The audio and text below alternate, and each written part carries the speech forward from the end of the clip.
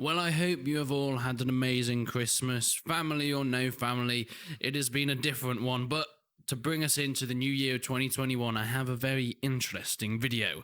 Here I went and did an interview with the Separatist Crisis mod team, the upcoming Mount & Blade 2 Bannerlord Star Wars mod that involves basically any quest in any different character that you want to play as. You can do it with Jedi, Sith, droids, clones, Empire, Rebels. It's all in there, and you're all going to be able to get your hands on it in the near future. In this video, I'll be interviewing the developers and asking them a few questions about it, and a lot of the questions that you guys have asked that I put in my community tab on YouTube. So make sure you put the notification bell on if you want to be a part and ask questions for the next interview for another developer. But without further ado, let's get straight into it. And boy, is it interesting, because there may be, towards the end, a mention of co-op. So then, what is your mod about? So our mod basically is an open world Star Wars game that we've never really had, that we're all kind of been like wanting badly. So we're a group of like hobbyists kind of grouping together to be able to form this in the way that we see. And that being said, we're planning on making like 96 planets, and each planet will differ from 4 to 8 different maps. 8 being for the popular maps, and then like 4 being towards like the lower unpopular planets. But we're wanting to like get it a game where you can basically do anything you want, essentially, because that's how Bannerlord is. You pick and choose what you want rather being based on a storyline. However, we are making a storyline version as well, and that's also a work in progress. Nice. Yeah, I guess Bannerlord definitely gives more options. I don't know how much experience you guys had with warband, but from talking to other people, definitely the modding tools, even though they're in beta, have been much better in Bannerlord. What sort of experience have you had with the beta modding tools? Is it enough really to do a lot, or is it still quite limited?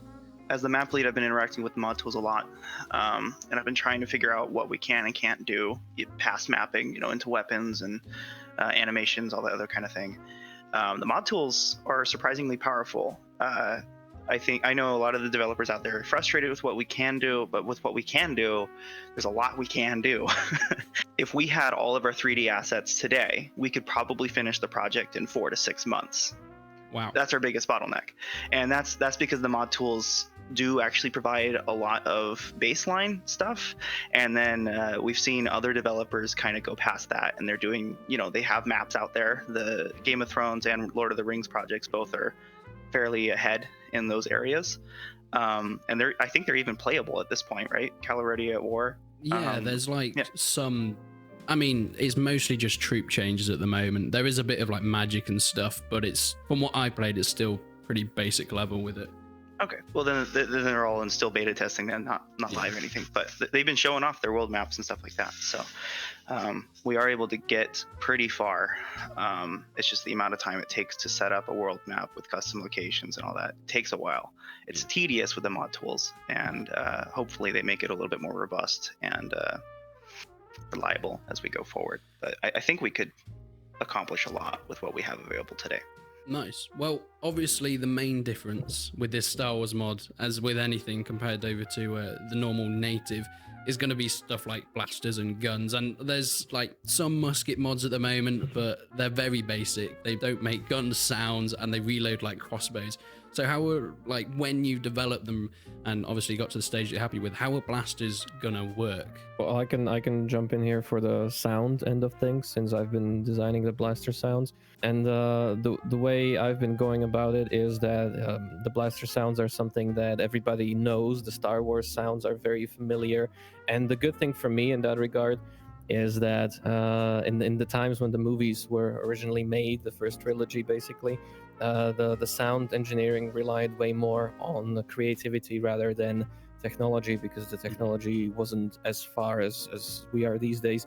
So what I've gone and made is basically I'm using the same approach and creative direction. So for example, for the blaster sounds, as a base layer, I'm using a slinky, a metallic slinky. Yeah, those are yeah, those are surprisingly hard to get over here, unfortunately. So I had to order one.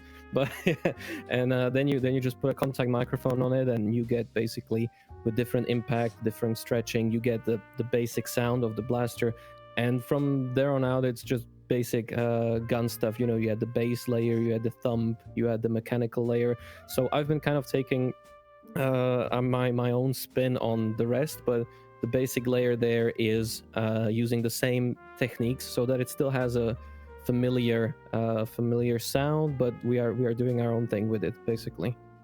Nice. And also further to that question, for someone maybe on either like the models or the UI/animation side, will there be like aiming down sights for guns and blasters? So I think I can jump in on that. When it comes to guns, we've found that animations specifically, it's unclear how we're going to be able to do that. The way weapons are imported, it's actually position based in Blender. So everything just has to be at 0, 0, 0, and then it just gets automatically attached to the hand. And so we're unsure of what limitations there will be on how cool really we can make the guns. We have an animator. We actually animated a couple of the weapons when we thought we could rig them and have them do cool stuff. But unfortunately, it's unclear how we can actually use the animations at this time. But we believe that aim down sights is possible, specifically by just looking at the crossbow. You're able to reposition that view really easily. So you should be able to do ADS. We're putting sights on all the guns. You're able to define a zoom view. So we can do crosshairs, which will be more functional and easier to use, I guess, when you're pulling out like a sniper rifle or rifle with a scope attached. We've talked about having weapons broken up into parts and then imported and then assembled. That would basically add future support for Forge, the Forge system. I want to add to that regarding the blaster system, it's gonna be a very big. There's gonna be a very big selection of different types of weapons, and not only fashion-wise or not even damage or stat-wise, but also different types of weapons slinging different types of projectiles. You have, we're basing our mod in the prequel era, in which you see several different types of weapons and several different types of blasters with the very different takes on how they look and how what the projectile is. If you can, the difference between a nation, which the Genosians, is that the race? Yeah. They have this cool they have this cool ring style type projectile, and they have different sounds for that. And obviously they're gonna be here, so we're gonna have a very wide range of selection when it comes to blasters. And so all of them will be based like in this very basic mechanic, but obviously when we expand upon each type of weapon, they're gonna have to be solved in a different manner to boost immersion. So that's the concept and the road we're on now. Nice. Well, moving on from blasters, but really looking quite a bit at battles as well. How are sieges going to work? Because obviously in normal native, you've got medieval sieges, and obviously sieges were part of Star Wars, but much less so from what we see in films and things like that. How are sieges going to differ and work in your mod? So for sieging wise, we're actually, every battle you kind of enter is kind of going to feel like a siege, because rather than just, old warband where they just run and gun technically right in front of each other, make a line, kind of like a, what was that mod called? Napoleonic Wars kind of thing. It's not gonna be like that. It's kind of gonna be like a default.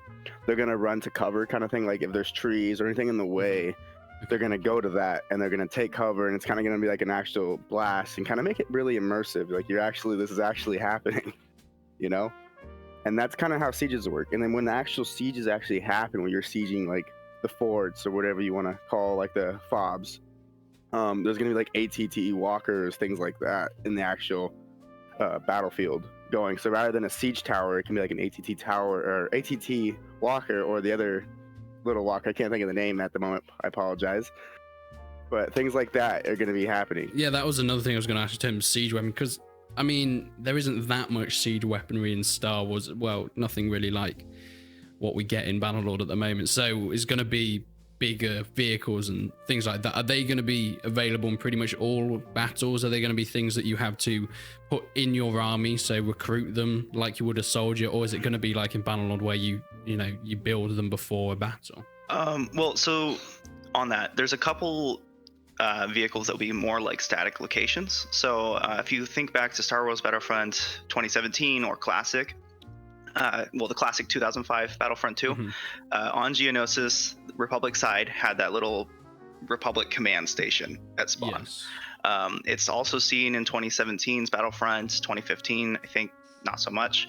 That will be pretty consistent across a lot of the maps where it's going to be a campaign, so like on Geonosis, Felucia, etc. And then we'll also be using the turbo tank as kind of a static location, more kind of like a castle, a mobile castle for the Republic. It won't be there will be turbo tanks that are units, but there will be turbo tanks that are more like a location. And what we've talked about with other projects is how to accomplish emplacements that are custom. And what they've explored, this isn't our own information, but this is what they've explored, is that we should be able to accomplish custom emplacements that are static and able to be taken over just like a catapult on a multiplayer map. So some of the things that you might be able to look around for or look forward to are the turrets that are seen on Hoth, the discus one. We have a picture of it somewhere, and then we have a snow turret, the tube looking one, and then there would also be the mounted, not the mounted one, but the machine gun looking one that the Imperials use a lot of the time, but it was also there in the Republic era. So Nice. we should be able to do those type of things. How the player will get inside those things, it might just be a teleport in, it might be animated, we don't know at this time.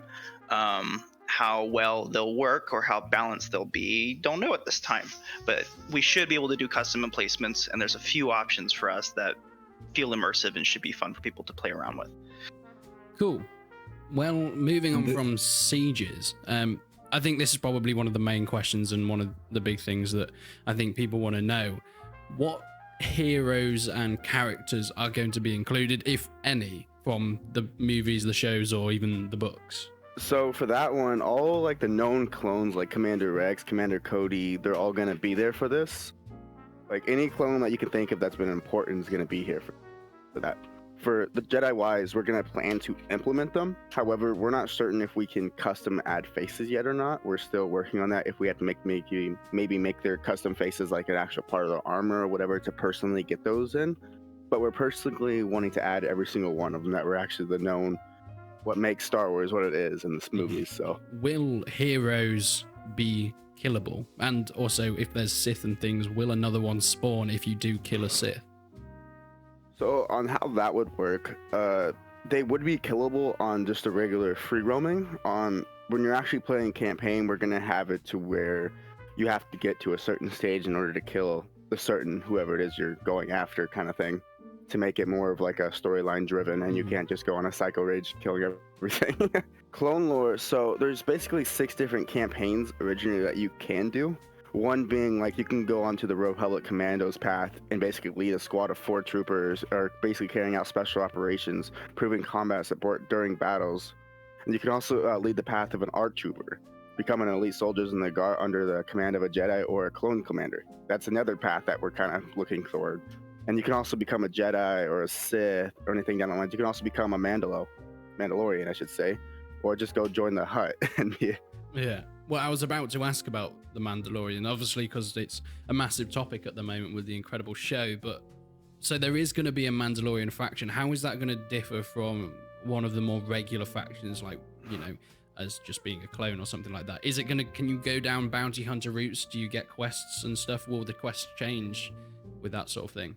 So basically, when you're going down the Mandalorian route, basically, yes, the quests will change, and we're planning to add multiple kind of variations so it doesn't get dual with the Mandalorian line. But as a Mandalorian, there's like the goal of being a bounty hunter, so you're going to be tracking people, looking for people as the main thing. I also saw on some of the notes that you said, whilst the Mandalorians are going to be playable, that the Death Watch will be a minor faction. How does that sort of, obviously you won't be able to play as them, but how will they factor into the world? And what other minor factions will be in the mod? So I think I can jump in a little bit on this to give everyone a little bit of time to think of more answers to this question. When it comes to minor factions, they're only minor until we make them playable. So Okay. ideally, we would make a lot of the factions playable and joinable. Some factions, however, their key role is going to be an aggravator, space terrorist, space pirates, right?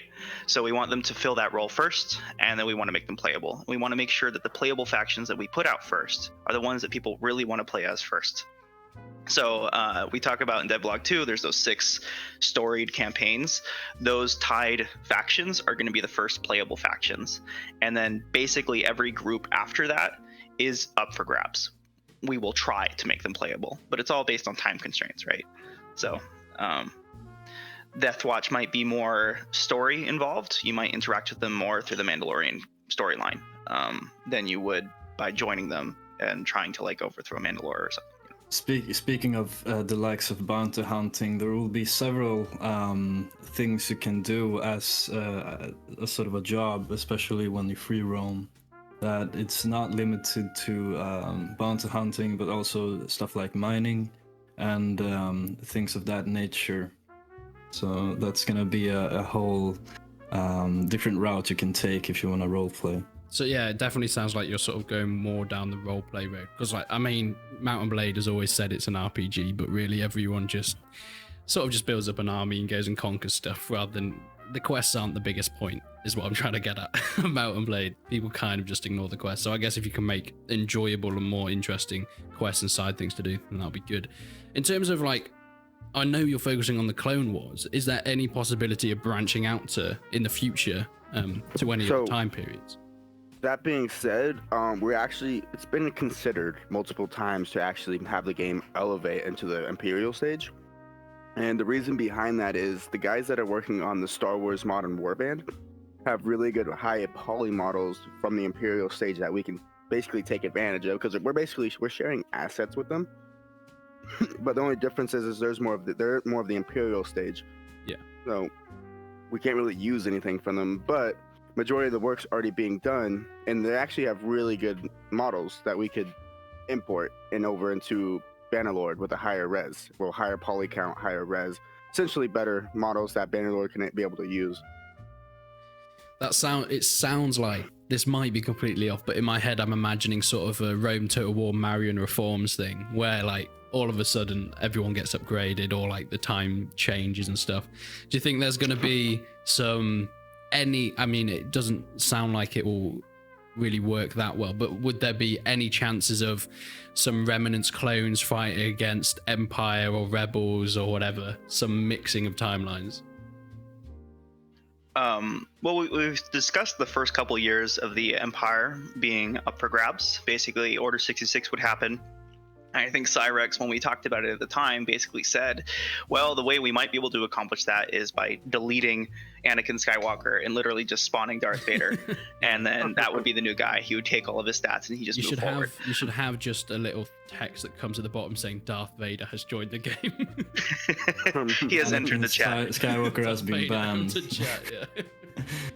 Yeah, so no, from a technical aspect, that's essentially what we'll do, and I think it's possible concept-wise, but it will take a lot of time when essentially the storyline would be finished and you'll go to free roam. So it's not gonna be prioritized because it literally is like in the last few stretches of the development. But yeah, I mean, it's a huge possibility, and I would really like to do it. Yeah, definitely. Now, this is sort of a question based off the next thing about battle droids, but what I want to know is, obviously in Mount and Blade you have the possibility to recruit from one faction. You can make like an Azerai army or an Empire army. So in terms of battle droids, will you be able to recruit some clones and battle droids in the same army? Will it be limited to just having a clone army and a battle droid army? What your plans are with limiting the story, or just letting it go completely open world, wacky sandbox thing? So to answer that question, it depends on what you're playing. If you're playing story mode, that will go fully off of what you're playing with. So if you decide to go with the 212th or the 501st, sorry, I couldn't think of the name for a second. Your whole company, your group, your army will be solely based off that unit. Now, if you're playing free roam, you can recruit anyone you want. You can have Mandos, things like that. But we wanted to be able to make it like coordinated, so make you feel like you're actually in the battle and immersive. Will there be jetpacks in the mod to play with and have Mandalorians with jetpacks or like jet troopers? Considering the jetpacks are already done, then they should. We just have to basically get a way for them to implement. I mean, I've seen Warband do it with their Mandalorians. Yeah. I think you So I mentioned have the no notes, doubt like in jumper mind. units, so you can jump far distance rather than just like normal flying sort of thing. Yeah, so I have no doubt in mind that we'd be able to accomplish that. So we should be able to put them in, implement that. The short answer would be yes. Yes. There's a lot of behind the scenes on that, because if you look at flying as a whole, as a mechanic, it really depends on what kind of flying you would want for a certain kind of troop. We have Genosians have wings, and that's different from jetpacks and whatever. So I mean, with but Warband, you had like dragons and stuff, but they could never actually fly. You just sort of rode them as they skated along the ground. Yeah. So a short answer, yes, we'll figure it a way, but how many corners we cut, that's up to the us, I guess. Well, let's move on a little bit to the map and the world. Really, is the campaign map going to be vastly bigger than what we see in the native at the moment? Are you planning on doing space stuff within the campaign map, or will it be set on like one planet-ish? The campaign map will be space. Okay. Our planets are going to be, we don't really know how the planets will look yet, but the planets will more or less be a plane that you travel over and travel to, and you will switch from your ship, which you will have ships that you will have to buy and look for at ship merchants, kind of like boats in Viking Conquest, basically, or ships, how they work back in the Warband mods. But as you travel around, you'll have, we'll be able to define star routes through space in the same way, or hyperlanes in the same way that Star Wars handles it immersively, by making the terrain harder to travel in different spaces. So as you travel from Tatooine to Geonosis, you'll actually follow a specific path. You can go off those paths, but you'll start having troop attrition or something. We don't really know what's going to happen there. You might just be able to do what you do in Warband and just go off willy-nilly. But once you reach a planet, you'll switch from your ship down to a person. The edges of the planets are actually going to be surrounded by invisible mountains that will make it impassable. Okay. And that'll kind of funnel both the NPCs and players into our star stations, or space stations that will be at the corners that kind of hold those spots, as well as bandit camps or the bandit camp equivalents. So like pirate stations that are controlled by pirates. Those will also be at those bottlenecks for the planets. The scale of the galaxy is going to be ridiculous compared to vanilla. It sounds massive already. Yeah. But, we mentioned earlier that each planet is going to have at least the basic planets, right? So maybe Christophsis would be a basic one that's still notable, but it's not going to get as much love as like Geonosis. It'll have about 4 locations or 4 maps, maybe 4 to 6 locations where those maps get recycled a little bit. And when you fly over it and end up transitioning into your foot stage, the locations will be above that. You'll go to it, you'll end up on the planet. If you end up getting attacked by pirates or Jawas or whatever, you'll end up on a land battle. And then if you're in space and you end up in a battle, you either have the option, just like in Warband, to either fight on the planet nearby or fight on your ship. If we'll have 100 different ship maps specifically tied to the ship that you have, I don't know. There might just be that one static ship map that Warband did for a while, but we'll see. Right now, we don't really know yet. I expect you're probably going to have some cool custom banners and things like that, but how will that affect your armies? Will the armor of your clones and the droids change within the banner colors? Will they all have different sigils and things on like that? A bit like in Bannerlord, obviously you have the color and the sigil on the shield. How will it affect the troops in game? For the change based on the banner colors, we have yet to decide 100% how to handle this.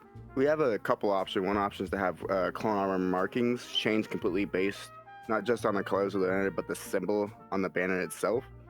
The other option is to blend the colors together in specific situations, like a 212 paratrooper, a trooper that would be specifically viewed as special reinforcements from another regiment, like basically a company of heroes, would retain 90% of their 212 markings, but would get some kind of band specific coloring added somewhere on the model. 332nd is a good canon representation of this kind of blend, basically, on the customization. But adding to that, we also talked about implementing a separate color customization system, and this would be for the clones that are not very symbolic and or iconic, like the ones you mentioned. So this would be for vanilla clones that you have in numbers and they're yours without name and things like that. But we're still talking about that, but I think it's possible. Okay. Well, you mentioned about the map and moving about the map in your ships, and I can see here on the notes that there'll be things like pirates and enemies that will attack you while you're moving about. What are your plans in order to actually make them a threat? Because obviously you have bandits and looters in Bannerlord, but it gets to a stage where they're just no threat and they don't come after you. Are you going to get bigger and bigger parties? Are there going to be certain areas that are more dangerous and hazardous to go around? I think we'll approach that in the same way that Bannerlord's actually been approaching it, which is, if you haven't noticed, I think as you progress, right, your level increases. It also increases the level of the bandits that you'll encounter, right? So there's more veteran units in the bandit groups, in the larger ones at least that I've encountered. I don't know if everyone else is having a different experience, but you should expect veteran units to start appearing more, maybe based on player level. You should see larger groups moving around. Pirate groups will have the ability to take over a space station that orbits a planet at a different bottleneck than the one controlled by the actual faction that controls the planet. So there will also be opportunities for the player to take over that to secure a safer zone, but those should pump out, just like they do in vanilla, a lot more bandits in a region until you take care of that problem. And you might get a quest to go off and take care of that, but it might just serve your own needs to get rid of that location to reduce the amount of bandits or amount of pirates in an area. From a gameplay point of view, it would make sense after a certain point not to worry as much, get much more worry from bandits and petty thieves like that. So if you're successful, then obviously those wouldn't touch you. But if they lump up, so to speak, if you have encountered bigger groups that are more brave, those attacks would be less frequent and less intrusive on your gameplay, but still play a part of it. So I think that's also something to think about. Moving on to some of the actual use for characters and heroes. In terms of force powers, I know we're going on to more of the Jedi stuff. I'm assuming you're planning on putting force powers in it, and if so, how is it going to work? Because I imagine it's probably going to be one of the trickier things to do, at least to make it work well. Is it going to be just being able to push stuff away? Are there going to be different force powers within it? I'm gonna say right here that we all have we all want to move in one direction with this idea, but we have all very many different ideas on how to complete this concept. So that, basically when it comes to implementation and how advanced you want to make it, if it's a separate perk tree or whatever, that's gameplay related question. But concept wise, we're all on the same page regarding it's possible. You'll have the option to be force sensitive. And then from that you'll be able to learn different force things, I suppose, and use them in that regard. I guess more of like a proper answer to all that would be the fact that we've been more focusing on making models than actually animating them and putting them in. Yeah. Because we only have one animator currently on our team, and we only have one person that actually rigs the models. So basically that's the slowdown point of our mod. But our model making wise and coding, sound, any of that, and map development, it's all really fast. They do that. They're pretty much on point with that, and they're pretty good at what they do. It's just when it comes down to the rigging, we have only one person that does that, and they're usually occupied or busy with whatever they end up doing. It's a guy from another mod that's actually helping us out with the rigging part. King of the North Yes, from the Game of Thrones project. exactly. Did we mention space combat? Like, We actually Oh, I didn't go think- into that. We could go into that a bit, yeah, if you want to. well, yeah. I think it's just a question we get a lot. Space combat, in combat or in cockpit space combat. We don't know if it's going to be possible. It was a weird implementation back in Warband.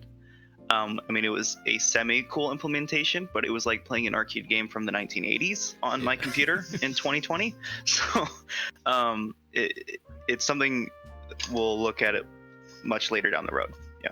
Obviously, you don't know if you're going to be able to put it in, but do you have any ideas of how that will work? In my mind, obviously, and I think a lot of people will be thinking along the lines of like a Star Wars Battlefront 2, the 2005 version combat, or will it just be like a normal battle where it's just kill all the enemy? That would be based on whatever limitations we end up discovering if we end up looking into that. Something that would be more limited and maybe a little bit more exciting and might be put in much earlier on than a space battle would maybe be swoop races. So pod racing, swoop races, like in KOTOR, those are a little bit easier one-way tracks. It might even have been a better implementation of the arcade style flight stuff back in Warband, because I think you couldn't even turn around in Warband in the ships. So maybe they should have been on a track going forward in a race. But yeah, it's a little too early to really give an idea of what we're going to be able to do. But we want people to know that we're looking at it, and we'll try and do something with you in a cockpit if we can. But we don't know what we can do. Just adding on to that, like a lot of what we want to do, there's a lot that we want to do, or that I know the team still is intending to do, but there's just so little information of what we're actually going to be able to do at the minute. It's all sort of theoretical at the minute. It's like there's so much that I know the team wants to do and wants to go ahead and drive forwards with, because I know how devoted and imaginative the team actually is. But again, it is down to what comes out with the modding tools. I mean, at the minute it's quite slow. Like, we haven't even been able to implement quests properly yet at all. We've just been doing the writing behind the scenes. Yeah. So basically, in the short answer, Tailworld, sort your shit out. Exactly. Basically, yeah. Well, thank you guys so much for listening, and I really hope we answered everything. Is there anything you guys want to promote for the mod? Any Discord, dev blogs? I know you have a Patreon. Do you want to promote that now? Yeah, so we just recently made a Patreon. Well, we had it for about the beginning of this project, but we never actually released it because it was kind of like a gray zone. But then again, making this project is a gray zone.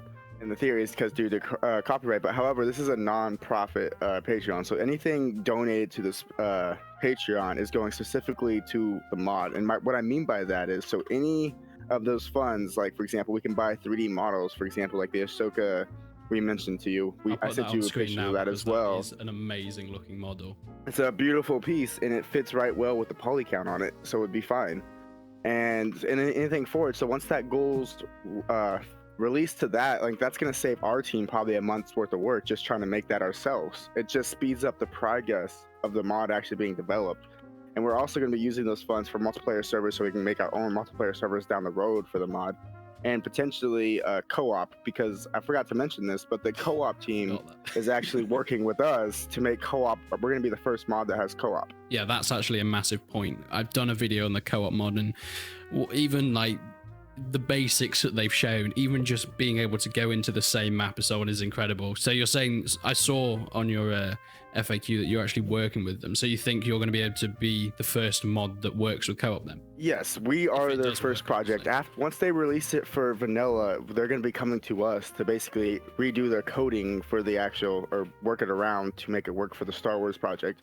Nice. Well, that's I think that's a wrap then. Thank you once again to the guys at the Separatist Crisis Mod for coming in and having a quick interview. All the links are down below if you want to go and support them. And remember, it is a non-profit mod, so any money from donations or Patreon is going towards the making of the mod with assets and things like that. But at the end of the day, it's a mod, so it's going to be free anyway. I for one cannot wait for the co-op versions if that eventually gets made. It looks like it's going to be the first mod that they're testing co-op on, so fingers crossed. But without further ado, thanks so much for watching. Leave a comment down below on what you think about the mod and if there's any other developers you want me to interview. But until then, I will see you in the next one.